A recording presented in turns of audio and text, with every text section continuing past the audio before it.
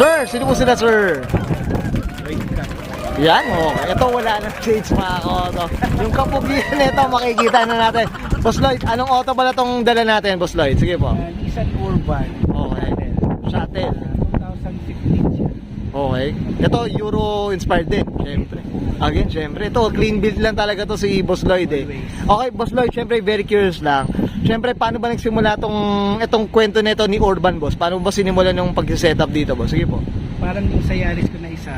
Okay. May Nissan Urban din kami dati na isa na 1990 sa not sure kung 97 ba yun o 2007. Okay. And then ito,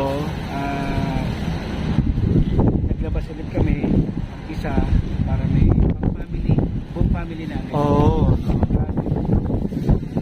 Ito, ginawa namin na family talaga, family van. Family. Pero naka-setup, Boss.